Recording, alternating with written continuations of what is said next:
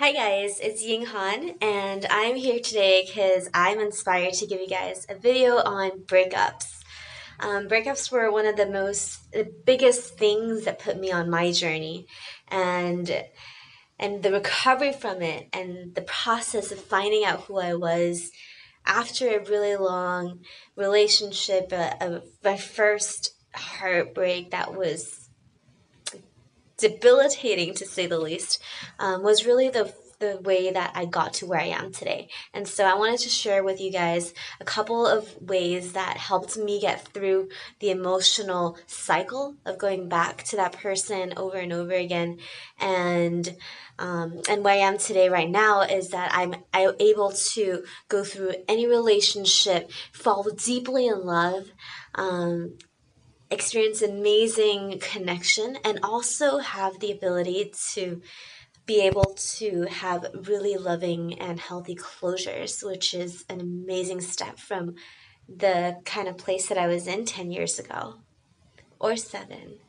Um, yeah, so one of the things that is extremely tough about breakups is that if it's your first one especially, or the first few, or something that really matters to you, there's a tendency to attach the pain to love. So there's a tendency of attaching, because I feel so much pain and because I can't forget about this person, that must mean that I love them. That's the number one limiting belief. And what that actually makes you do is that allows you, makes you, drives you to go back to that, to get that source of acknowledgement, love, to get that source of safety, and that source of comfort, especially in relationships that have been going on for longer than, for a long period of time. I had a conversation today that it went through more than 10 years. And that habit of going back to that person, or that habit of finding and equating the absence of that pain to love, is something that can trap you. And that's the mistake that a lot of people fall into when they're not aware.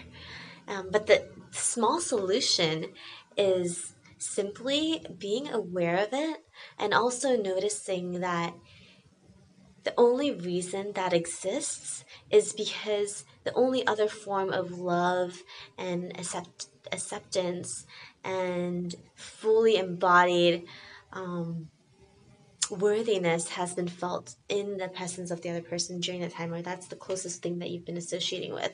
So to move forward, it is to step out of it and to create a world and create a life that can support you and that can love you, and that you can give yourself love in the way that that no one else can.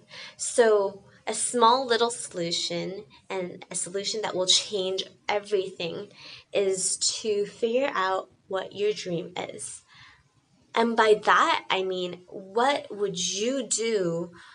Because a lot of people who have been speaking to clients, potential clients, when they're looking for their dream, they're oftentimes still attached to the past. They're attached to the idea of a dream. They're attached to something else. But what I want you to do is to put those aside, but bring in everything that is you, and ask yourself this: if you could do anything in the world, anything, and I mean everything, without fear, if fear wasn't an issue, self-worth wasn't an issue, I'm not good enough thoughts, it wasn't an issue, and I can't do it, I'm too old, or this is never going to happen, those kind of thoughts weren't in your vicinity, what would that be? What's that thing that you would do and you would be in your life? What does that visual look like if you could do anything? And I want you to just invite that image in. And the first thing that pops into your mind, the first image that crosses right through your mind, capture it. What is that? Write it down. Because what it is that is the special sauce. And that is who you want to date. And that is the dream that you really want to put yourself into, and that you really want to date, and you really want to look at and playfully, sensually, flirtatiously just embrace and give it something. Because a small problem is when you don't interact with your dreams in such a way, you oftentimes, what happens is that people don't, like, they misplace that sense of love and that sense of self-love into other people. But when you are pursuing something that's absolutely central, absolutely core and essential to you, you're able to completely immerse yourself in it, love yourself in the process, love yourself, and then from that space, attract the kind of guys, or attract the kind of women, or attract the kind of people that will support you on your journey to fulfillment. So what I'd like to share again is the best cure to a heartbreak and to those never-ending rebounding cycles is to pursue something that matters to you, that you love, and that is your dream. So I invite you to try this out, and I'd love to hear what you get out of it. Bye.